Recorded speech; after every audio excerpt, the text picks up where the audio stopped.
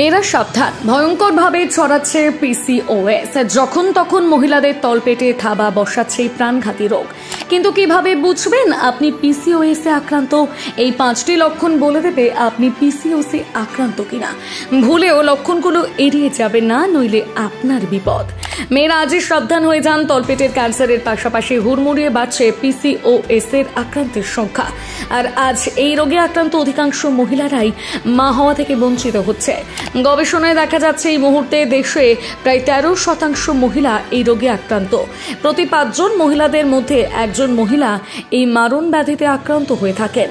মহিলাদের জীবনে ভিলেনের মতন এন্ট্রি নিয়ে একের পর এক ক্ষতি করছে পিসিওএস। তবে আজ এই ভয়ানক পরিণতির নেপথ্যে রয়েছে বিশেষ কারণ। গবেষকদের মতে সঠিক সময়ে সঠিক চিকিৎসা না করানোর ফলেই পরিণতি। আসলে অধিকাংশ মহিলারাই আজও এই বিষয়ে অবগত নন, এমনকি বাইরে থেকে সহজে এই রোগের লক্ষণ ধরা পড়ে না। এর ফলে এমন অবস্থা। আমাদের আজকের প্রতিবেদনে তুলে ধরবো পিসিওএস আসলে কি, এই রোগের লক্ষণ শরীরে ধরা পড়বেই বা কিভাবে। সবার আগে জানাই এই পিসিওএস আসলে কি। মেয়েদের সব থেকে বড় সমস্যা হচ্ছে এই পিসিওএস, যার পুরো নাম পলিস্টিক ওভারি সিন্ড্রোম। এটি মূলত হরমোন জনিত সমস্যা। একটি বয়সের পর প্রত্যেকটি মেয়েদের তলপেটে থাকা ডিম্বাশয় প্রতি মাসে একটি করে ডিম্বাণুর জন্ম দিয়ে থাকে। এই ডিম্বাণু মেয়েদের মাসিক চক্রের আকারে শরীর থেকে নির্গত হয়ে যায়।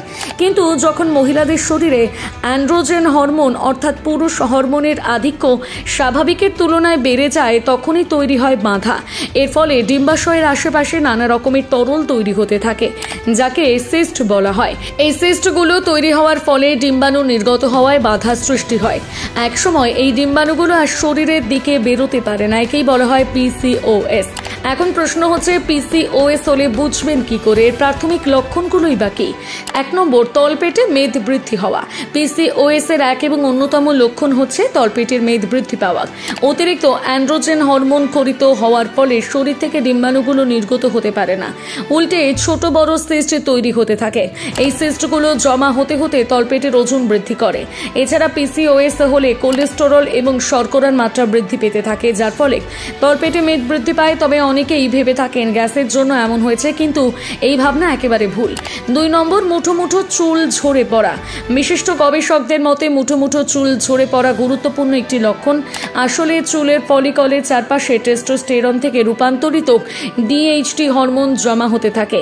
এই হরমোনের মাত্রা যখন অতিরিক্ত বেড়ে যায়, তখনই মুঠো মুঠো চুল উঠতে শুরু করে।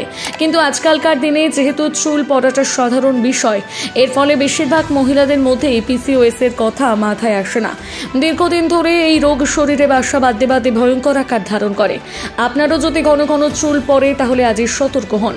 3 নম্বর, অনিয়ন্ত্রিত ঋতুস্রাব। প্রতিটি মেয়েরাই নির্দিষ্ট বয়সের পর ঋতুবতী কন্যাতে পরিণত হন। প্রতি মাসে নির্দিষ্ট সময় মাসিকের সম্মুখীন হতে হয় মেয়েদের। কিন্তু যদি দেখেন এই মাসিকের সমস্যা তৈরি হয়েছে, প্রতি মাসে ঋতুস্রাব হচ্ছে না, সেক্ষেত্রে সাবধান হয়ে যান। কারণ গাইনো বিশেষজ্ঞদের মতে হঠাৎই শরীরে টেস্টোস্টেরনের মাত্রা বৃদ্ধি পেয়ে গেলে মহিলাদের মধ্যে এই সমস্যা দেখা যায়। 4 নম্বর, অতিরিক্ত ক্লান্তি।